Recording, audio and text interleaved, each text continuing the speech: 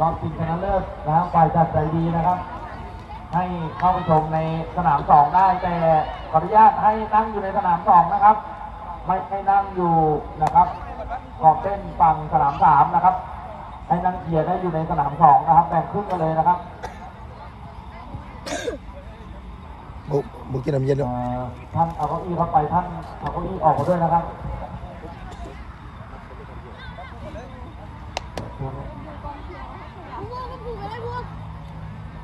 เดินไหม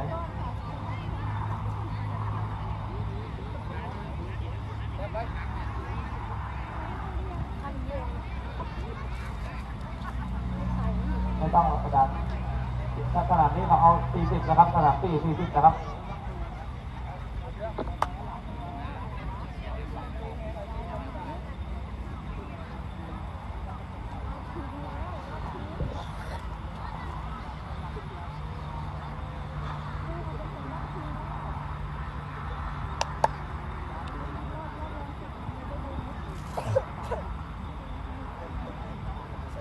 ทั้ง2สนาม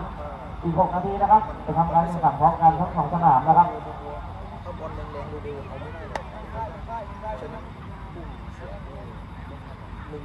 ส่วนสนาม3เชิญชมด้านในได้นะครับแต่อยู่ในสนาม2นะครับไม่อนุญาตให้คิดเต้นนะครับในสนาม3นะครับแบ่งกันนะครับคนละครึ่งนะครับนำเก้าอี้เข้าไปแล้วก็นะครับรบกวนนะครับยกออกมาด้วยนะครับต้องสั้นเด้อเอาขึ้นธรรมดาเอาลงธรรมดาไม่ต้องสั้น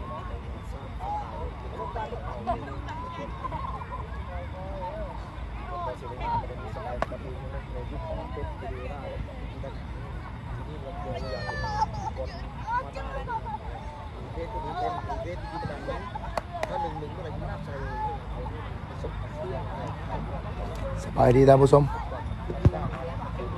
ขอนำท่านผู้ชมเข้ามาชมนัดชิงชนะเลิศนักกีฬาเขากำลังวอร์มเจอกับเบญจรงค์จากระยองนำกลับเอาไว้ที่เดิมนะฮะโดยเฉพาะนะครับเก้าอี้ยาวที่เป็นมานั่งสำรองนะครับเดี๋ยวรบกวนนะครับพี่ๆยกกลับที่เดิมด้วยแข่งขันอยู่ที่จังหวัดสระบุรีอยู่12ปีอยู่11นั่นแข่งขันมือเนาะท่านผู้ชมแต่ว่าผ่านมารอบ8รอบ6รอบ4เขาเจองานหนักเนาะท่านผู้ชมเจอจากทีมสันนำของประเทศไทย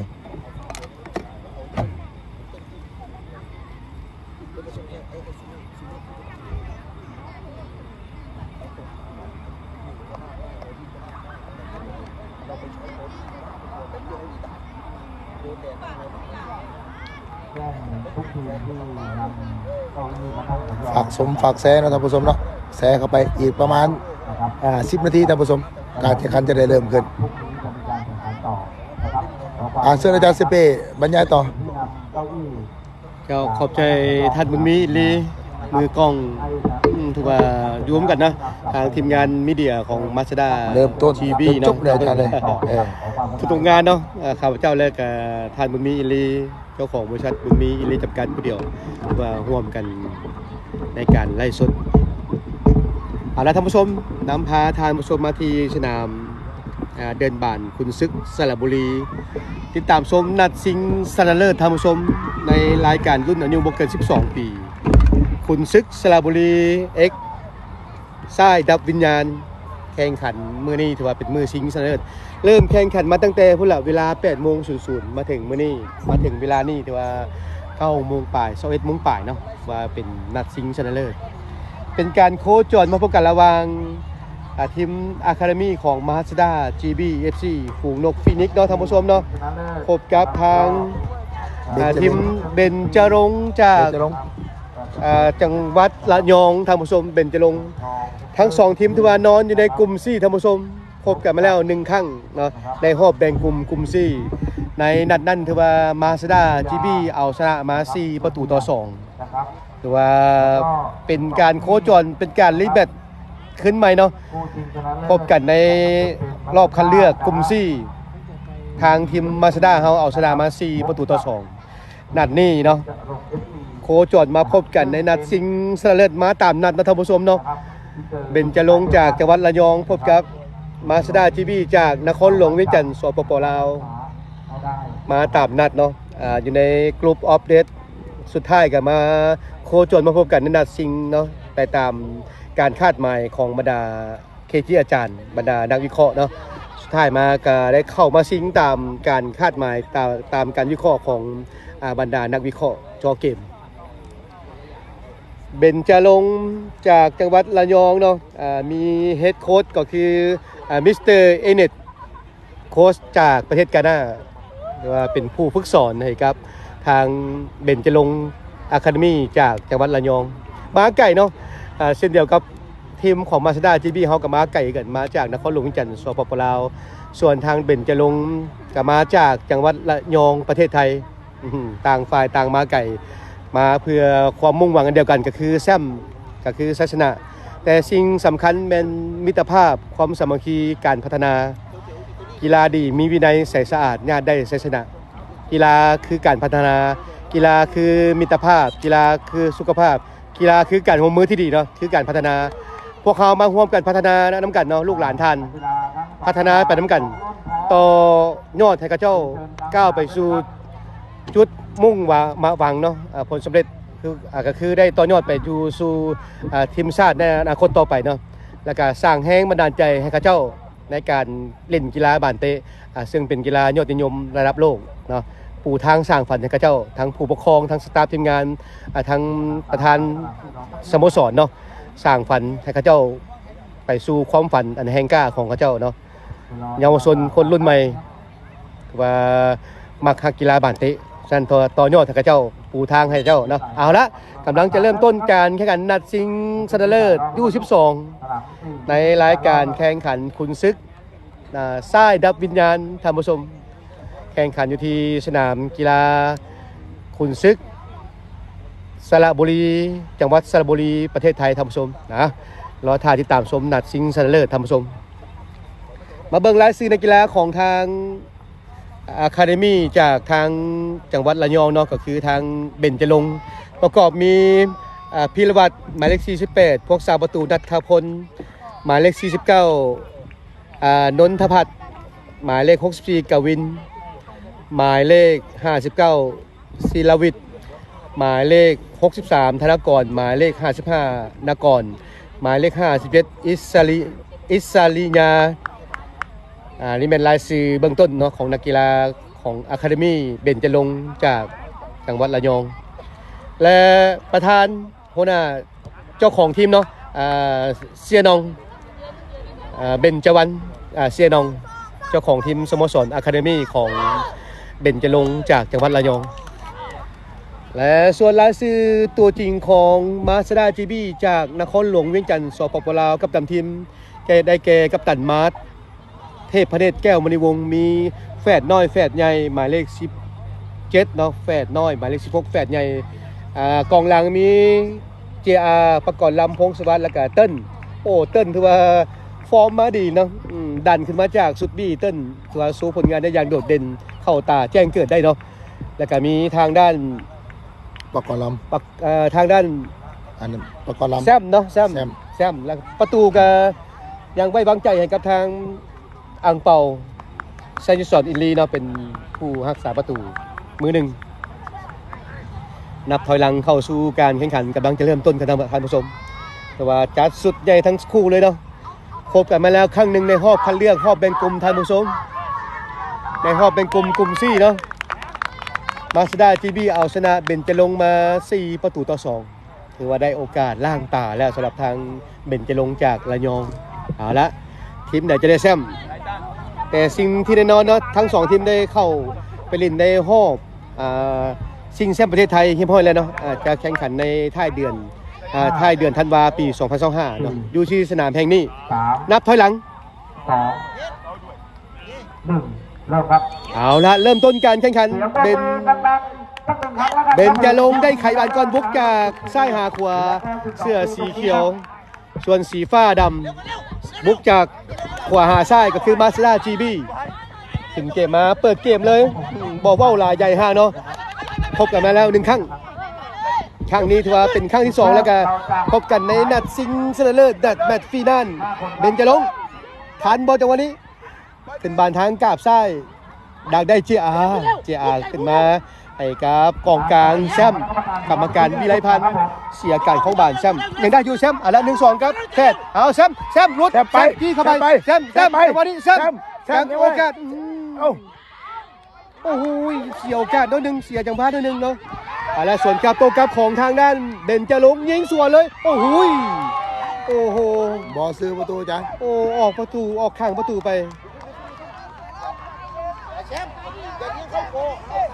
มีโอกาสเนาะสปีดลุดเดียวไปแซมกรรมการวิไลพันธ์แต่ว่าโอ้ไปสะดุดน้อยหนึ่งเสียจังว่าเสียการของบานโอ้น่าเสียดายเนาะโอกาสที่ว่าใกล้เคียงที่สุดเลยแล้วก็นอกจากที่ว่าเกือบได้ประตูก็เกือบเสียกันเมื่อกี้เนี่ยเกือบเสียกันเจ้าสวนกับโต้กับนำเป็นจะลงเกือบเสียประตูมาซะได้สกอร์ยัง0-0แซมแดนกลางพลิกได้บอลของบาดอยู่แฟดใหญ่โอ้โหเอาตัวรอดได้แฟดใหญ่เอาละหาเข้ามาซ้าย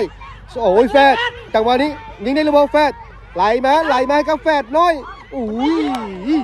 จังหวะนี้เสียดายเนาะเอาละยังได้จังหวะ2แซมสร้างจังหวะโอกาสแรกแต่ว่าโบยิงโอ้น่าเสียดายโอ้คล้องบานลายเกินไปบอลเป็นอย่างเนาะแก้ตัวไหมเอาไหมไหลมาทางแคมป์สินบานออกยังได้เป็นบานทุ่มบานโยนของทางเบญจรงค์จากจังหวัดระยองสกอร์0-0ผู้ฝึกมิสเตอร์เอเนตผู้ฝึกจากประเทศกาน่าเอเนสกัปตันมัดสาดยาวเลยจีอาแดนกลางบานเติ้ลสาดจังหวะเดียวเติ้ลกองหลังที่ว่าไว้จะได้เติ้ลบ่ประมาทเนาะเติ้ลเนาะแดนกลางละแชมป์ได้บานอยู่นัดพบกันที่ว่าได้หอบคัดเลือกที่ว่าเกมคู่ขี้สุดสีละแชมป์กรรมการวิไลพันธ์แชมป์ลุยมาแต่วันนี้กองหลังเขาเจ้ากับบ่ประมาทเนาะกองหลังของเบญจรงค์ระยองบ่ประมาทที่กันสกัดจังหวะเดียวออกได้เป็นบานเตะเจจากแจกหัวของมาสด้าจีบีฝูงนกฟีนิกซ์ติดตามชมติดตามเชียร์ให้กำลังแห่งใจให้กับนักกีฬาทั้ง2ทีมนำผู้ชมทั้งแฟนคลับ FC อยู่ที่ประเทศไทยและกับแฟนคลับ FC อยู่ที่ประเทศลาวให้กำลังใจลูกหลานพันอยู่ตรงไหนแฟนต้องอยู่ตรงไหนก่อนสมศักดิ์ศรีเนาะเป็นการโคจรเป็นการรีแมตช์ขึ้นใหม่ในนัดชิงชนะเลิศเนาะทั้ง2ทีมนอนอยู่ในกลุ่ม C มาสด้าเข้าเป็นที่1ของกลุ่ม C เบญจรงค์จังหวัดระยองเข้าเป็นที่2ของกลุ่ม C และสุดท้ายสุดได้เข้ามาชิงชนะเลิศเตะแจเปิดมาหน้าประตูเอ้าเรียบประตูโอ้โหเอาแล้วโอ้จังหวะแอสซิสต์เปิดมาได้เปรียบเนาะเปิดมาพอดีถึงจุดถึงโมงถึงเวลาแซมเนาะแล้วก็เป็นแฝดน้อยใส่สกอร์ได้1-0แฝดน้อยเทพผลิตแสงประเสริฐ1-0โอ้โหจังหวะพอดีเนาะแต่ว่าเปิดจากแจกหัวของแซมเปิดมาให้กับแฝดน้อยแล้วแฝดใหญ่ได้บานแฝดใหญ่ไหลกับแฝดน้อยปลดล็อกได้เนาะประตูขึ้นนำถือว่าปลดล็อกได้จังหวะนี้ได้ฟาวโอ้ฟาวแฝดเนาะแฝดน้อยเทพผลิตสิทธิราชแสงประเสริฐโอ้โหเล่นเข้าขากันดีระบบไมค์ของมาสด้ามาแล้วเนาะนี่แหละวิธีบ้านของมาสด้ากลับมาให้แล้วเนาะถือว่าได้ฟรีคิกจังหวะนี้เจียเปิดเข้าหน้าประตูเลยเจียเอ้าโอ้ยน้อยเดียวโอ้โหได้รุ่นเลยเนาะเจียเนาะประกอบลำพงสวัสดิ์กองหลังว่าค้นพบตัวตนที่แท้จริงของเจียแล้วเนาะตำแหน่งที่ว่าถนัดตำแหน่งที่ชัดเจนก็คือกองหลังเจียประกอบลำว่าหลายปีผ่านมาที่ว่าจับไปเล่นที่กองกลางซ้ายกองกลางขวาแล้วก็กองกลางตัวฮับสุดท้ายก็มาค้นพบตำแหน่งตัวจริงเนาะที่ตำแหน่งกองหลังตัวสุดท้ายขึ้นบาดมาเบญจรงค์ทิ่มยาวมาบ่มีไผ่เนาะบ่มีไผ่ยาวเกินไปอ่างเปาสัญญาสอนอินลีประตูมือหนึ่งของมาสด้าU12สปีดบาดขึ้นมาเซตบาดเข้ามาจากแดนหลังและเจอากัปตันมัดเจอาดักได้เอาละโอ้โหกัปตันมัดดักได้โอ้โหเจอาพาบาดยังไปเจอาเอาละได้สวนกับโต้กับของเบญจรงค์หมายเลข64พีนวัฒน์เปิดมาจังหวะนี้เอาแล้วจังหวะแล้ว เข้าซ้ายยังโบยิง63โอ้โหแถว2ยิงJR สกัดแต่ว่าเดียวโอ้หมายเลข63โบยิงเนาะมีโอกาสแล้วธนากรโบยิงแซมเปิดเข้ากลางเอาละแฟดใหญ่เข้าซ้ายไหลต่อกับแฟดน้อยแต่ว่าบอลผ่านหมายเลข57กองหลังสกัดได้เนาะอิสริญาตัดได้โอ้กองหลังข้าเจ้ากับบอลประมาทเนาะสกัดจังหวะเดียวเลยกองจับบันทีแซมเนาะเอาน้ำให้ดื่มนักเตะกองกลางพรสวรรค์แจ่มแซมเนาะกองกลาง คิดบ่ออกบอกแซมอาจารย์ คิดบ่ออกบอกแซมนักเตะกองกลางยิ้มหวานสายานักเตะยิ้มหวานคิดบ่ออกบอกแซมอาจารย์บุญมีทัวตั้งสายาให้คิดบ่ออกบอกแซมว่า แซ ซั่น มจัดการให้ เอาละยันกลางบานเป็นของแฟดใหญ่ไหลครับแฟดน้อยบานมันปั้นไส้ออกข้างไปเนาะเอามาชมเข้ามาเชียร์เข้ามากดไลค์กดแชร์กดติดตามคอมเมนต์เข้ามาทำผู้ชมเนาะให้กำลังใจลูกหลานท่านทางอะคาเดมี่ทางประเทศไทยและอะคาเดมี่ของประเทศลาวนัดสิงห์ชนะเลิศยู12ตอนนี้มาซาด้าจีบีจากนครหลวงวิจันทร์สปปลาวได้เปรียบนำอยู่1-0ถือว่าสกอร์มาไว้เนาะอาจารย์เนาะ เก้ามาไวกับปลดล็อกได้ไวเอาละได้เป็นบานเตะเจของมาซาด้าแชมป์แอสซิสต์และ1ข้างนอกในนาซิงแชมป์เปิดมาให้กับทางแฟดเอาละจังหวะนี้แชมป์ตั้งป้อมแฟมแชมป์ลุยมาบอลฟาวเนาะสกัดถึงบานเอาละได้สวนระวังลูกสวนกับตัวกับระวังลูกสวนกับตัวกับของโอ้โหกดด้วยซ้ายโอ้ยถ้าว่าซื้อที่เข้าแล้วโอ้โหต้องระวังลูกสวนกับโต้กับของเบนจะลงจังหวัดระยองโอ้โหแต่ว่ากดด้วยซ้ายของหมายเลข64เกือบเป็นประตูเนาะโอ้กาวินสวนกับโต้กับนิ้วโอ้โหอันตรายอีหลีแต่ว่าเคาน์เตอร์แอคแท็กอันตรายหมายเลข64กาวินเต้นขึ้นสูงไหลกับบ่ได้ต้องคมผู้โซนโนเต้นเนาะJRพลิกมาเปิดยาวเลยJRไปที่แฟดเสียบอลกลางทางแล้วอีกแล้วดักได้กัปตันมาร์ทนี่มาร์ทดักได้แซมสาดยาวเป้าหมายอยู่ที่แฟดน้อยยาวมายาวไปก็ใจบานพลาดแทงเข้ามาJRได้บานอยู่ดึงจังหวะหนึ่งคุ้มจังหวะรอทางมุมมาเติมออกมาทางด้านซ้ายให้กับแฟดใหญ่โยกหลอกไปเองความสามารถสัพพโตโดดเด่นแฟดจังหวะนี้บล็อกได้ดีกองหลังของเบนจะลงละยองโอ้แต่ว่าเข้าบล็อกได้ดีเนาะหมายเลข63ธนากรบอกได้ปานของมาซด้าเปิดเข้าหน้าประตูเลยเอาจังหวะนี้เอาหัวซิดโอ้โหออกข้างประตูไปน้อยเดียวเกือบได้ประตูที่2เนาะสำหรับแฟดใหญ่ขอตู้แฟดเบิ่งอยู่บ้านวัวโอ้โหแฟนคลับ FC อยู่บ้านวัวเมืองไซธานีเบิ่งเกือบเบิดทุกหลังคาเฮือนเลยโอ้โหแฟนคลับเขาเอาละได้สวนได้โต้แล้วเบนจะลงเปิดยาวไปแล้วก้าวไปเข้ามือของอังเปาไซยศรอินลีออกมาง่ายๆเนาะไซยศรJRปากก่อนลำพงสวัสดิ์สปีดบานเปิดยาวไปยาวไปเปิดออกหลังไปเลยลงมารักษาตำแหน่งเนาะJRเนาะโอ้กองหลังที่ว่ามันจะได้JRมี JR เฝ้ายืนเป็นประกาศหลังนี่ที่ว่าโอ้อุ่นใจกองหลังJRแล้วขึ้นเกมมากองหลังของเบนจะลงเปลี่ยนแกนมาทั้งแกขวาไปมาที่57เอาละหมายเลข57นี่ปีกขวาเนาะอิสริญาหมายเลข57เต้นขาบากมาเต้นสกัดออกข้างไปทางด้านพินวัตรเป็นทางด้านกวินเนาะสกัดออกไป1-0ตอนนี้ยู12มาซด้านำยู12ของเบนจะลงจังหวัดระยองอยู่1-0ท่านผู้ชมครึ่งเวลาที่1ของการแข่งขันนัดฟีน่านนัดสิงห์ชนะเลิศเอาละฮักเข้ามา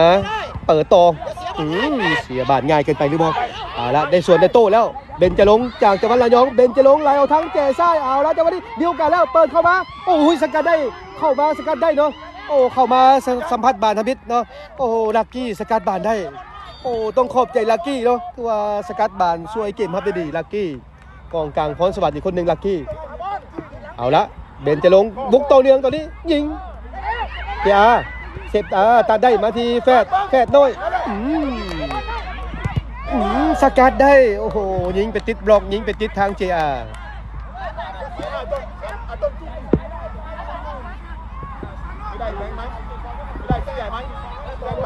ยังเป็นบานของ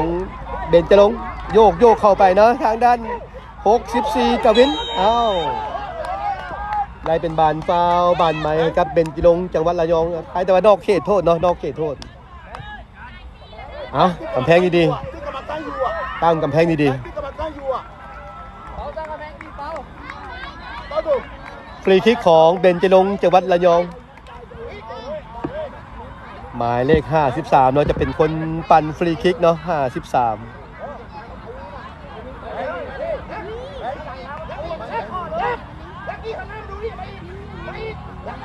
ฮาลาหมายเลข53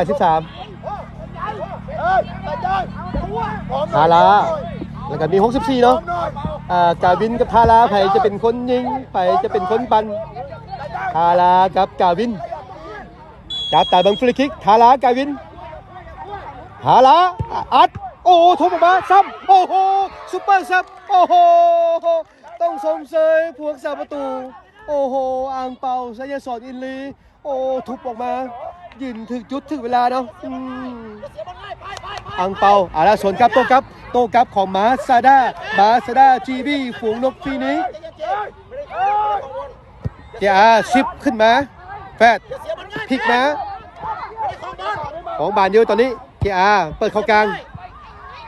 ลักกี้ออกทางแจขวาให้กับแซมให้กับลักกี้เปิดยาวมานี่จังหวะนี้เจ้าสวน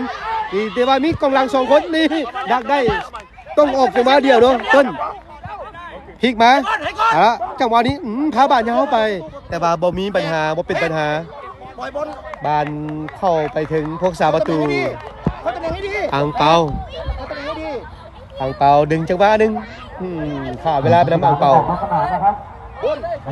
อ่างเปาออกไปทางแจขวาลักกี้เต้นของบานอยู่ให้ไปสวยจังหวะนี้หักมาเอาละแซมกรรมการแซมจังหวะนี้แซมไหลออกมายิงแซมประตูโอ้โหยังไม่ได้ประตูที่2โอ้ยมันไหนปินกองน้ำกรรมฐานในการเลยน่าเสียดายโอ้อยากจะเสือเหลือจะเสือน้องประตูที่2บ่ได้ละพยายามต่อไปบุกต่อไปลุยต่อไปแซมใช่ยิงยิงคอยเนาะแซมเนาะสาดยาวเลยพวงสาประตูของทางเบนจะลงระวังเนาะกวินนี่ถือว่าความไวสูงเนาะกวินหมายเลข64ผู้รักษาประตูนะนัทพลเนี่ยใส่จังหวะโยนยาวให้กับกวินดีเข้ากลางแซมไหลต่อให้กับแฟดเอาละแฟดไหลมาที่แซมโยกหลอกสวยแซมไปเองไปกับบาดได้อยู่แซมยิงปั่นโค้งเข้าไปโอ้โหออกหลังประตูไปเนาะแต่ว่าสวนกับโตกับเดี๋ยวต้องระวังเนาะอันตรายสวนกับโตกับของทางเบนจะลงนี่เอาละแฟดมาที่แซมให้ไปที่แฟดโอ้โหให้เพื่อเกินไปแซมกรรมการวิไลพันธ์จะเล่นไปไหนกัน2คนเป็นบานมาจังหวะนี้เจ้าเข้ากลางใจบานพลาดเจ้ามาให้กับ57เอาละ57อิสริยะไหลไปทอทั้งแจซ้ายให้กับทางด้านปีกซ้ายเนาะทางด้านธนกรบอทันเนาะธนกรกำลังจะเปลี่ยนตัวในกีฬาสำหรับมาสด้าทอดแฟดแล้วก็ทรงภูมิเจ้าภูมิเข้าไปเนาะใช้ปัญญาจันทโคตรเข้าแทนแฟดใหญ่อย่าเสียบอลง่ายเดินหาบอลเร็วเปดช่วยหน่อยเปดจังหวะมาเอาแล้วได้ภูมิเข้ามาได้บ้านเลยภูมิแทงให้ครับลักกี้มาได้ไหนลักกี้จี้กันมาลักกี้โอ้โหเปิดมาถ้าว่าผ่านมาถึงแฟดน้อยนี่ว่าโอเคเลยแหละโอ้แต่ว่าผ่านมาบ่ถึงแฟดน้อยบานสูงบานแห้งเกินไปเนาะ ข้าเจ้าพยายามจะโต้กลับส่วนกลับไว้แต่ว่าเล่นไว้ก็สามารถผิดพลาดไว้ขึ้นได้เอาละแซมไหลให้กับภูมิ เสียบอลนะลูกจะเสียบอล ใส่ปัญญาจันทโคตรกรรมการวิไลพันธ์โอ้ยตายแล้ววันนี้เสียโอกาสเสียจังหวะให้กับทางเบนจะลงจากจังหวัดระยองแต่ว่าเจอาได้เจอาแถว2เจอาได้อยู่ ใช่ไหม กัปตันมัดเข้าไปไหมเข้าไปเติมนี่กัปตันมัดเข้าไปเติมจังหวะนี้บานออกเป็นบานทุ่มบานโยนของเบนจะลงจากจังหวัดระยองยันกลางตอนนี้ได้ของบานอยู่อาศิริยาเปิดมากาวินเจอกับเจกาวินเปิดมาโอ้ยจังหวะนี้อันตรายจังหวะนี้เอาละยิงเซฟได้โอ้ซุปเปอร์เซฟอังเปาโอ้โหอังเปาไซยาสอนอินลีโอ้สุดยอดเลยสุดยอดของที่สุดยอดเลยโอ้โหอังเปาโอ้ช่วยเซฟได้หลายลูกหลายจังหวะแต่ละนัดแต่ละแมตช์เนาะอังเปาคือผู้ที่อยู่หลังสุดท้ายเนาะคือว่าช่วยเก็บครับช่วยเซฟได้ดีอารามัดเปิดมาบัดออกและจบครึ่งเวลาที่1โอ้โหพักหายใจหายคอก่อนท่านผู้ชมพักเมื่อเดียว บีบหัวใจเนาะอาจารย์เนาะเกมบีบหัวใจไรโอ้ขอบใจท่านผู้ชมหรือว่าตอนนี้นำอยู่1-0แต่ก็นำบวกขาดเนาะนักกีฬาเขาก็สะบักสะบอมท่านผู้ชมเตะเบิดบื้อมานี่ก่อนจะหอดนัดซิงนี่ก็เจอแต่ทีมสันนำแต่ว่าพละกำลังนี่เหลือบ่ถึง50%แต่ก็สู้เต็มที่เพื่อชัยชนะเนาะ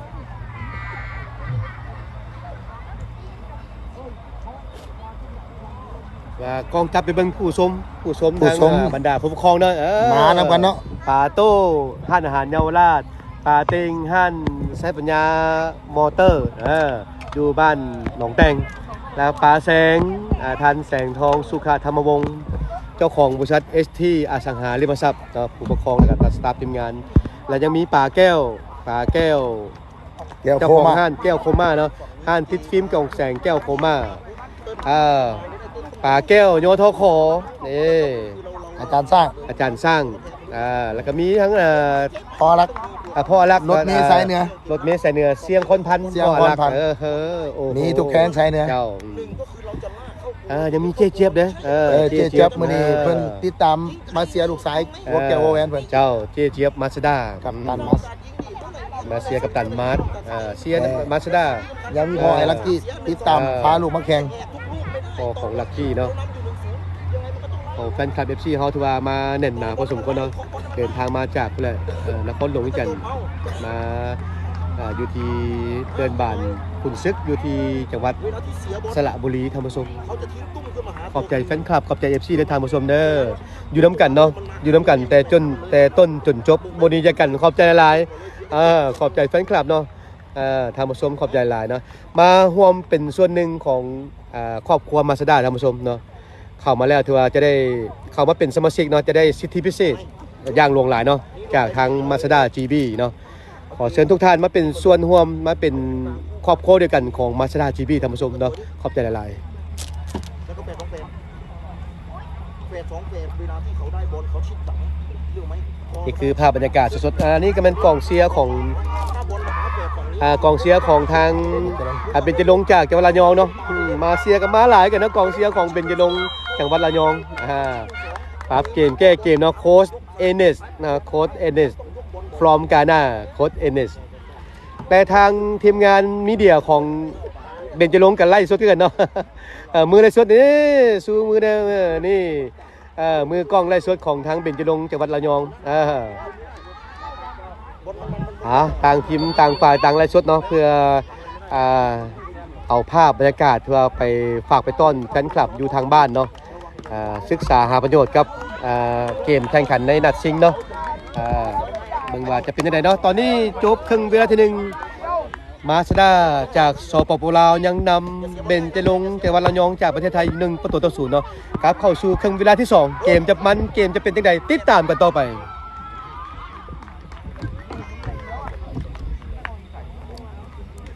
ในครึ่งเวลาที่2ยังรักษาตัวจริงไว้ก็คือ JR เนาะ JR กับเติ้ลยังคือเก่าแล้วก็ประตูก็ยังคือเก่า หรือไม่ก็เล่นมวย ให้ไซยสอนอิลีแล้วก็มีภูมิเข้ามาแฝดใหญ่แล้วก็แฝดน้อยแล้วก็ทางด้านแซมเอาละ เจ๊ ครึ่งเวลาที่ 2กำลังจะเริ่มต้นท่านผู้ชมเกมสำคัญนัดซิงชนะเลิศนัดฟีน่านJR ตักยาวเลยสกัดมาแต่ว่าเดียว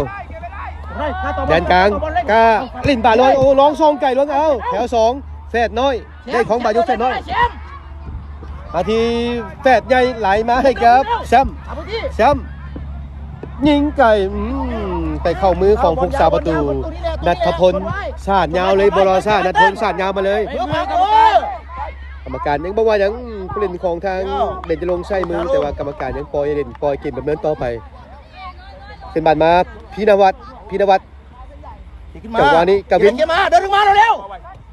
มาที59แล้ว ไป ศิลวิทย์ พุ่ง แล้วแซมไหลต่อให้แฟดภูมิเลยหาแล้วภูมิใส่ปัญญาจันทโคตรใส่ปัญญาจันทโคตรไหลให้กับแซมเอาละจังหวะนี้ได้หรือเปล่ายิง เป็นประตู เรียบร้อย คิดบอกแซม โอ้โห คิดบอกแซมจัดการให้อาจารย์ 2ประตูต่อ0ประตูที่ 2 ได้จากแซมกรรมการวิไลพันธ์โอ้ลูกชายของอาจารย์วงพันธ์วิไลพันธ์ คิดบอก โอ้ แซมอาจารย์ 2ประตูต่อ0ตอนนี้อาจารย์วงพันธ์วิไลพันธ์พร้อมด้วยครอบครัวเบิ้งอยู่โอ้โหเบิ้งที่ตามชมผลงานของมาสด้าอยู่ที่ตามเชียร์ลูกชายอยู่อาจารย์วงพันธ์วิไลพันธ์2ประตูต่อ0ตอนนี้และหนีห่างไปแล้วเนาะความหวังใกล้จะประสบผลสำเร็จแล้วมาสด้าทีวีเดินทางมาไกลใกล้จะเป็นแซ่บแล้วตอนนี้ แชมป์อย่าเดินเล่นแชมป์ เอาละเวลาที่เหลืออยู่ต้องรักษาสกอร์นี่จนจบเกมจนตลอดรอดฟังเนาะแล้วก็ต้องบวกสกอร์เพิ่มให้ได้เอาละดักได้กองหลังของเบนจรงค์ อย่าเสียบอลนะ เจอกับ เสียบอลง่าย ได้บานแฟดเคาะขึ้นหลังให้ครับเติ้ลคณะโชคเติ้ล แชมป์ด้วยอยู่แชมป์ด้วย ไหลมาให้ครับแฟดน้อยแฟดใหญ่เนาะแฟดใหญ่สิทธิราชแสงประเสริฐ แฟนเขาไปตรงกลาง พอตูแฟดแล้วก็พบกับทีมงานเบิ่งอยู่ เย้ บ้านบัวเมืองไซธานีเบิ่งเบิดหมู่บ้านเลยโอ้โหเสียสองไอ้น้องฝาแฝดเนาะเสียมาสด้า พุ่ง แล้วก็แฟนคลับเขาหลายเนาะอยู่เมืองไซธานีอยู่แต่ละบ้านอยู่แถวรักสุพกนี่ก็เบิ่งหลายแม่ไอ้เน่ก็เบิ่งคือกันเนาะป่าสร้างก็เบิ่งอยู่ป่าสร้างเจ้าของห้านอาหารและเดินบ้านสร้าง3สร้างเดินบ้านโฮมไซติดตามชมอยู่เนาะ เต้น ปาโลนี่ก็เบิ่งอยู่ปาโล ขอโทษเพื่อนด้วย ปาโลหินเพชรอสังหาริมทรัพย์เบิ่งอยู่ เปลี่ยนได้เร็วทัน สกัดจังหวะเดียวเลยทางด้านหมายเลข55นคร ขอโทษเพื่อนด้วย นครเปิดออกข้างไป จะหนีมันให้เต้นชนเจยืด ปาซานี่ก็เบิ่งขึ้นกันเนาะปาซาติดตามชมอยู่ทานท้องสากันในวง แชมป์เคลื่อนที่เยอะหน่อยนะแชมป์ตรงกลาง ปาดอนก็เบิ่งเด้อปาดอนถือว่าติดตามชมตลอดตัวปาดอนแซงออโต้ไพลอตติดตามเบิ่งอยู่ปาเงินก็เบิ่งทุกนัดเลยถือว่ามีการไล่สด เสียบีบคนเดียวเราเต้นไม่ได้ออกดี แล้ มาว ก ก็แฟนคลับ FC ของมาสด้าหลายคนเบิ่งเนาะแล้วตอนนี้ได้บานอยู่แฟดใหญ่ขึ้นบานทั้งกาบขวาเปิดมาแถว2มีบ่แถว2ซ้ำแถว2ภูมิดักได้ของบานอยู่ภูมิ เต้นมี กล้าลิ้นตัวภูมิเนาะโอ้ขึ้นหลังครับเต้นโอ้จังหวะนี้เสียบอลกลางทางเต้นอันตรายจังหวะนี้ยิงโอ้เซฟได้ เอาเป่าเซฟอีก เซฟได้ เอาเป่าเซฟอาจารย์ โอ้โหเซฟได้อังเปาสุดยอดเลยอังเปาโอ้โหเต้นอย่าหาเฮ็ดเต้นจังหวะนี้เสียบานกลางทางโอ้จะเป็นโรค เต้นยากเลยส่ง บ่เป็นเนาะโอกาสมันพลาดได้ พุ่มถอยพุ่ม บ่เป็นอย่างเต้นเอาไม้เต้น แชมป์ถอยแชมป์ ทุกอย่างมันเกิดขึ้นได้มันพลาดได้ขอแต่ แชมป์พ่อ ผิดพลาดและเปลี่ยนแปลงได้บ่เป็นหยังแล้วฟรีคิกของเบญจรงค์จากจังหวัดระยองเปิดบอมเข้าไปหน้าประตูเลยโอ้โหออกหลังประตูไป แชมป์ตรงกลางแชมป์ตรงกลาง เกมมันมวนมันท่านผู้ชมตอนนี้เขานำอยู่ 2-0 เนาะ ดึงขึ้นตรงกลาง2คน หักบานเล่นบานกล้าเล่น ทีเดียวซ้ายขวาพุ่ กล้าของบานเนาะเขานำอยู่ 2-0 มาสด้านำอยู่ 2-0 บ่เฝ้าบ่ฟัง ยกไอ้แฟนตัวนู้นได้ เปิดเกมเล่นเกมสร้างสรรค์เกมขึ้นไปเอาละขึ้นบานทั้ง ตีกเข้ามากลางตัดเข้ามากลางแฟดยังไปกับบาลได้ดีแฟด ไม่ขึ้น แฟดน้อยให้ไปที่ JR แทงเข้าจะให้กับแซมแต่ว่ากองหลังของเบญจรงค์ศาสตร์ยาวบ่มีไผ่เนาะ ไม่มีคนบีบ บ่มีไผ่บางปล่อยบาดออกใจเย็นเนาะ คุมตรงกลาง ใจเย็นเติ้น แฟดเข้าตำแหน่ง ธนาโซ่ เอาเร็วๆเก็บรับเร็ โยว นบานพิษเนาะ เก็บรับเร็ว ทุ่มบานโยนบานพิษเติ้นบ่เป็นหยังเป็นบานเปลี่ยนมาเป็นทางเด่นจะลงจังหวัดระยอง ช่วยกัน เป็น ช่วย ผู้ กัน ทุ่มบานโยนบานตื่ม เดินหาบอลเร็วเดินหาบอล ตาม เร็ว หลังอยู่0-2เนาะเบญจรงค์อุ้ยเสียวฟาวตื่มอีกแล้วการ์ดฟาวเนาะเติ้นเนาะล่ะเป็นฟรีคิกของเบญจรงค์จากจังหวัดระยอง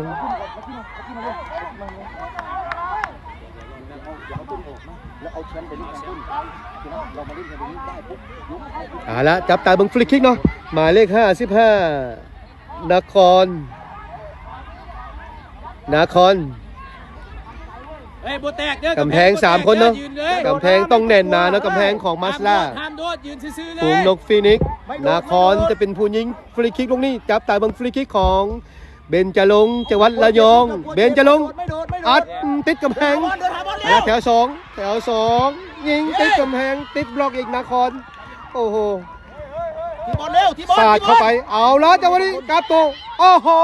บ่ได้ประตูตีใครแตกยังบ่ได้เถื่อโอ้โหจังหวะจิ้มจังหวะนี้นำหมายเลข64กาวินออกข้างประตูไป คนเดียวผมคนเดียว คุมใช้ปัญญาจันทโคตรเปิดติดสาดยาวแล้วบ่ประมาทนี่แหละกองหลังที่ดีแก้ไขปลอดภัยก่อนบ่ประมาทนะเนาะ เก็บไม่ได้เก็บบอล แล้วเอาทางด้านลักกี้เข้าไปบรรซ้ายเกมเป็นกลางลักกี้เอาแซมลงมายืนหลังแซมสาดยาวแซมโอ้โหสุดยอดเลยแซมโอ้โห สองเฟสช่วยเกมรับด้วย เล่นได้หลายจังเลยวะเล่นได้หลายตำแหน่งแซมคิดบอกแซม สโลแกนอาจารย์บุญมีตั้งให้คิดบอกแซมภูมิเจ้าภูมิเสียจังหวะไปเอาละขึ้นบานมาเบนจะลงไปที่ทางด้านซ้ายพีรวัตรจังหวะนี้ดักได้แฟดจิ้มมาเอาละแฟดด้วยโยกเข้าได้ไหลมาให้กับแฟดใหญ่แต่ว่าแถว2เบิ้ลจังหวะเดียวเลยโอ้โห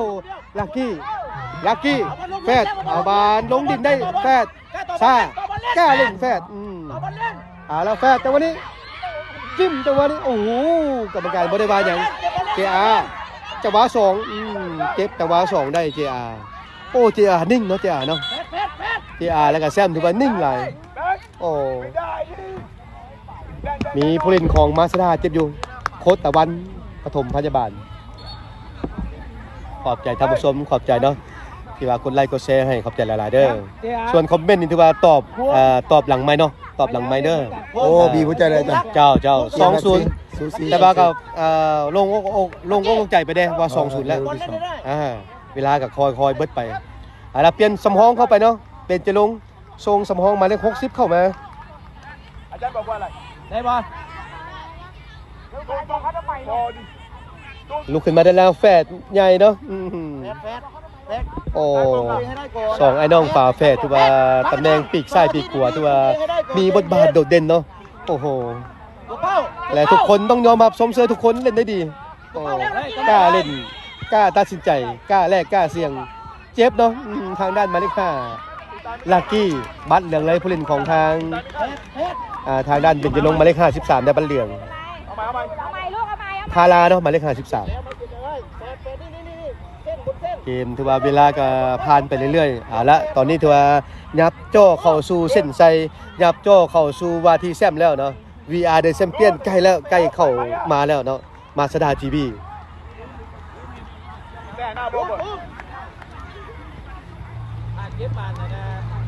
ลุกขึ้นมาได้แล้วสมเสยเนาะทางด้านลักกี้ของกลางพรสวัสดิ์คนนึงเนาะเล่นแลนทั่วสนามเลยลักกี้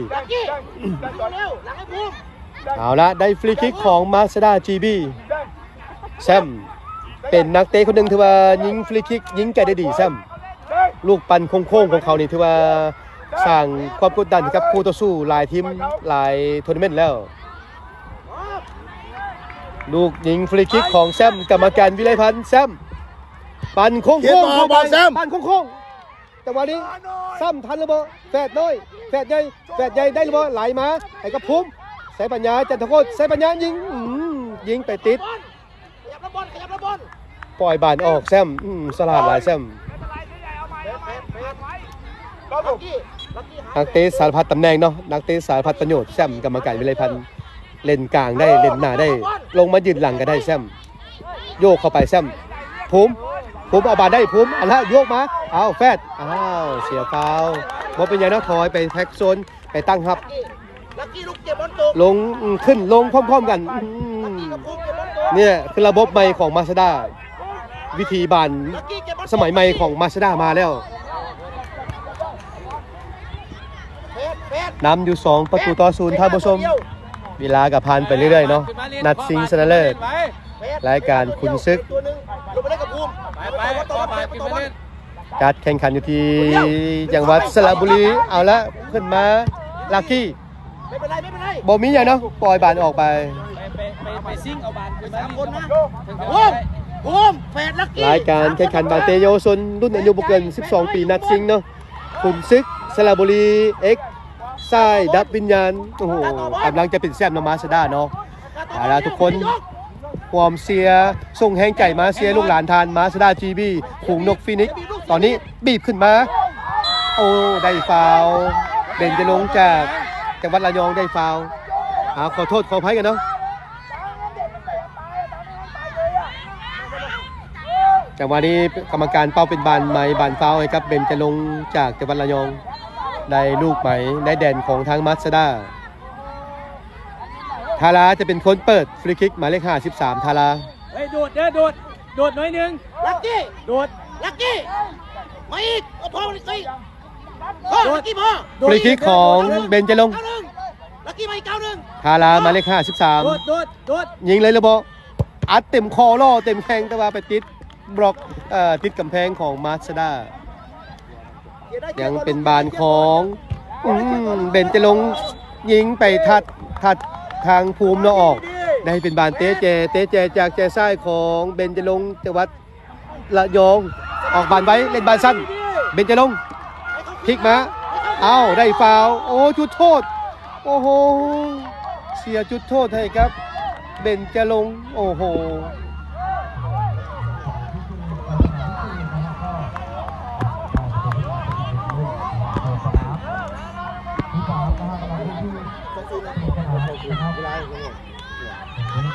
แล้วจุดโทษเนาะจุดโทษหมายเลข53ทาราจะเป็นผู้สังหารจุดโทษเนาะทาราหมายเลข53เจอกับอังเปาไซยศรอิลีเจอกับทาราโอ้โหไปถึงทางแล้วอังเปาโอ้แต่ว่าเซฟโบทันเอาโบอยู่โอ้ความไวมันแหงเนาะบาดมันแหงไล่มาเป็น1-2ไล่มาเป็น1-2ผมออกมาเปลี่ยนกัปตันมาร์ทเข้าไปเนาะกองกลางโตตัสทางด้านกัปตันมาร์ท กล้าของบอลเล่นลูกกล้าของบอลเล่นจะเสียบอลได้ เอาละประตูชุดประกาศความหวังของทาง แชมป์ไม่ได้บอล เป็นจะลงเนาะ เฮ้ยสีน้ำเงินได้ พยายามบีบสูงเลย ได้สีน้ำเงินได้ โอ้โหกรรมการ เฮ้ย บานออก สีน้ำเงินได้ผู้ตัดสินโอ้ยกระโหลกกะลาชิบหาย ลาเป็นบานโน้นแซมให้มาแฟด ไม่ได้เคลียร์ก่อนไม่ได้เค แซ ลียร์ ม ก่อน ยาวเลยแซมยาวเลยยาวไป เก็บบอลเล่น จังหวะนี้แดนกลางอุ้ยเอาแล้วจังหวะนี้ของบาดได้เอาแล้วได้เปรียบกรรมการปล่อยกลับมาเป็นบานฟาวให้กับทางเบนจะลงจากจังหวัดระยองโอ้เกมมันบีบหัวใจเนาะคิดว่าจะสบายแล้วแต่ว่าตอนนี้ที่มา เหลือ2 นาทีเอง กลับมาคู่ขี้ซูซีอีกโอ้โหเหลือเวลาอีกประมาณ2 นาทีโอ้โหอีหยังก็เกิดขึ้นได้เนาะต้องครับต้องพัดกลุ่มเนาะต้องละเอียดต้องอดทน เพชรมาอีก ต้องมีระเบียบวินัยเนาะมาสด้าเหลือเวลาอีก2 นาที อย่าโดดนะ ทาราหมายเลข53เปิดเข้าไปทารา จบแล้ว ออกหลังไป แชมป์ ต้องอดทนเนาะต้องอดทนเนาะทางด้านมาสด้าย าวเลย ยาว ประมาทบ่ได้ เก็บมันเอา อาศัยลูกตัวยาวมายาวไป สาดงานเลยแซม คนเดียวใช่ไหมคนเดียว ของบาดอยู่แฝดใหญ่จังหวะนี้แทงอุ้ยจะให้กับแฝดมัดอุ้ยมัดแทงบานดีจังหวะนี้ทิ่มมาบอลวางเลยมัดสาดยามาลักกี้อุ้ยพลาดอุ้ยจังหวะนี้บานพลิกแขนโอ้โหกรรมการเป่าค่อนข้างจะชัดเจนเนาะลุงนี่เนาะบานพลิกแขนของผู้เล่นของเบญจรงค์จังหวัดระยอง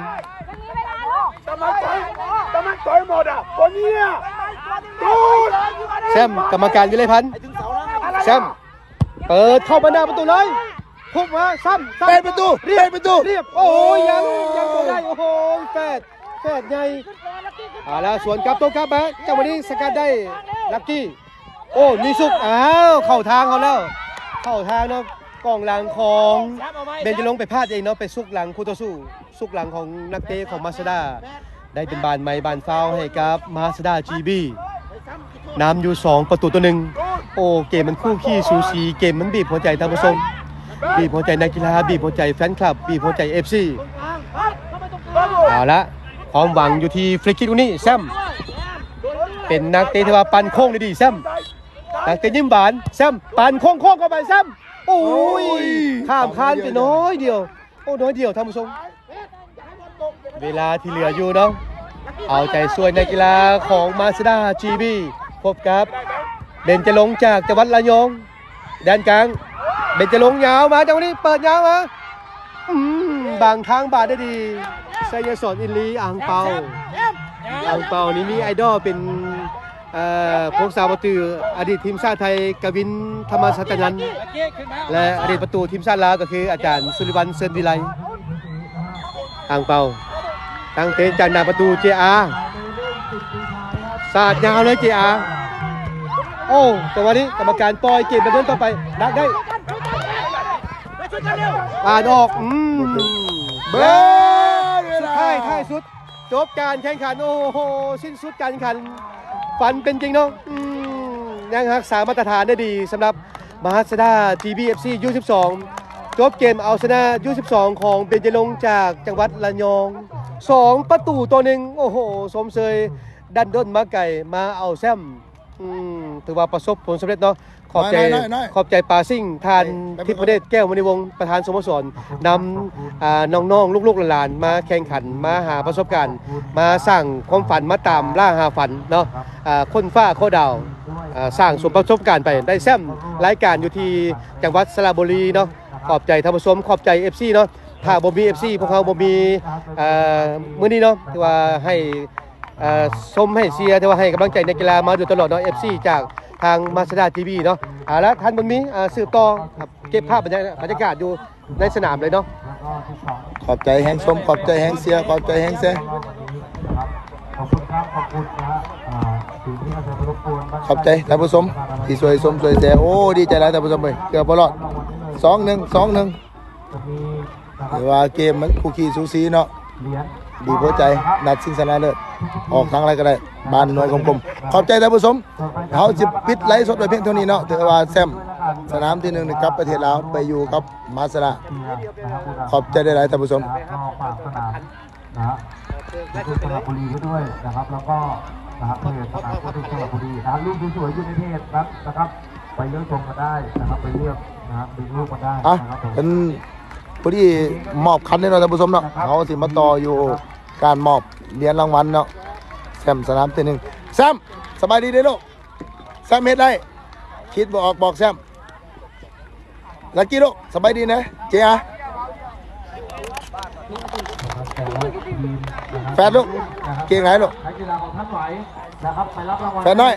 อังเปาสบายดีเด้อลูก สองได้เลยครับ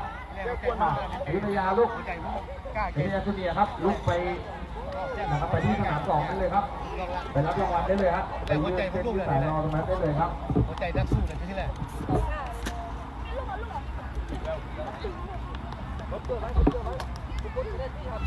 เก่งไรทุกคนเก่งไรเด้อทุกคนเด้อเก่งไรเก่งทุกคนเด้อเลือดนักสู้หัวใจนักสู้นี่แหละ ขอบคุณทุกทีมตรงนี้นะครับเวลาอัตเลดไปนะครับต้องกราบขอบคุณท่านอภัยตรงนี้ด้วยนะครับเกิน4 ทุ่มครึ่งตามคาดนะครับ จาก3 ทุ่มนะครับ3 ทุ่ม 10นะครับชนะเราต้องใช่นะเป็นการนะครับขอบคุณทุกท่านทุกท่านนะครับวันนี้พบกันใหม่แล้วกันครับผมนะครับสำหรับวันนี้พวกเรานะครับขออนุญาตนะฮะลดไปเสียงกระเบียนเท่านี้แล้วกันครับ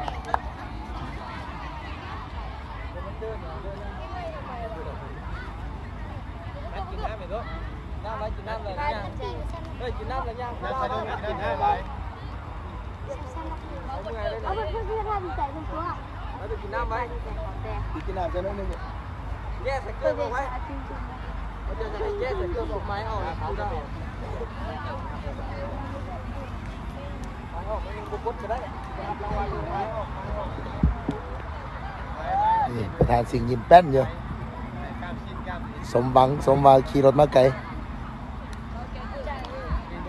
คนเก่งไรนี่แหละเลือดนักสู้นะ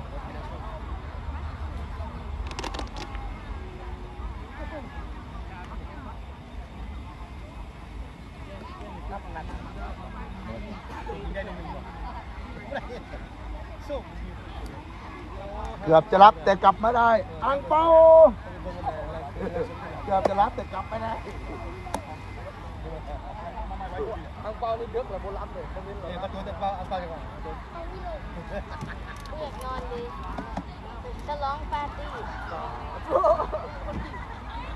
ไปกูได้ไว้ยางไว้เลยไว้เก็บไปเพิ่มเก็บทับทัน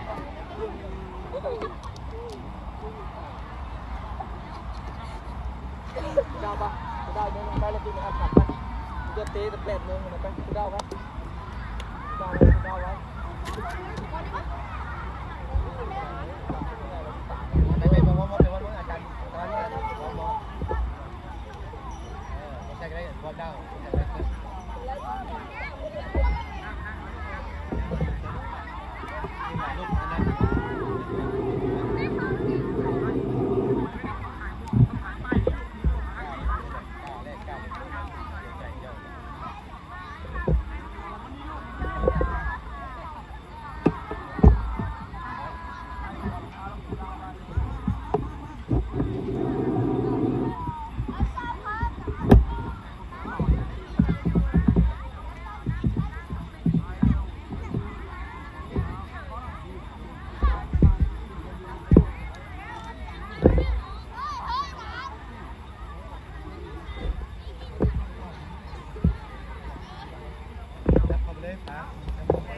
ดูได้ดูได้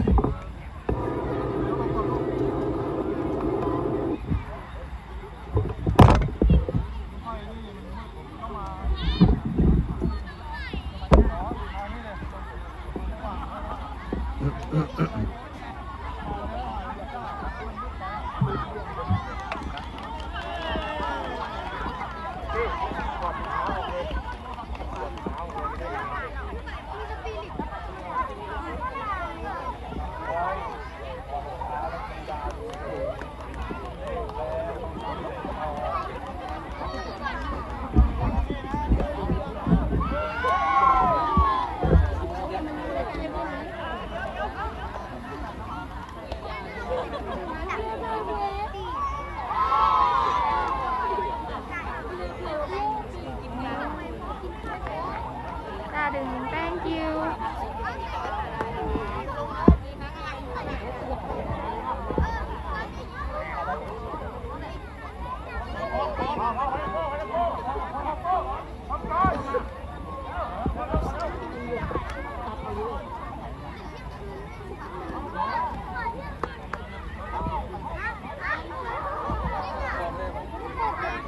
ขอบใจท่านผู้ชมที่อยู่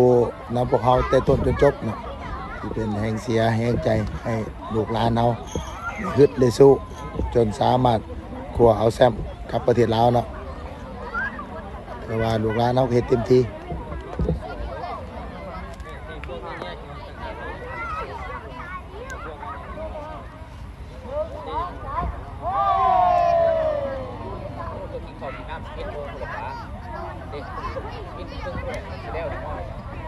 ไปแล้วไปโยนแม่กินข้าวมาสวิต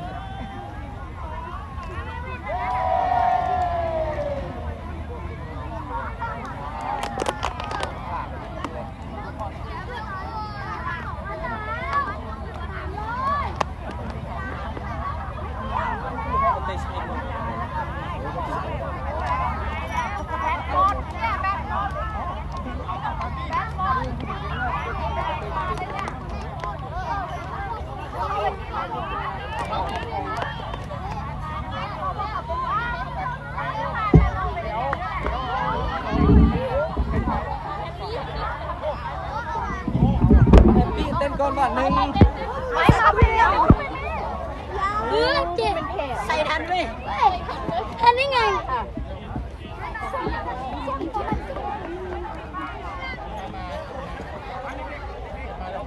บรรยากาศการหับเรียนแซม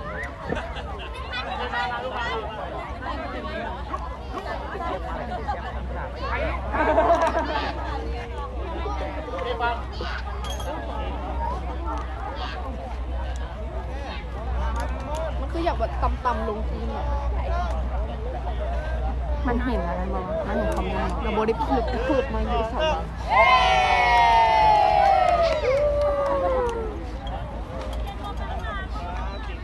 น้อยยังนึกขึ้นมาได้มาพี่บ่าวเอาไปทายพวกอ่ะทายดอก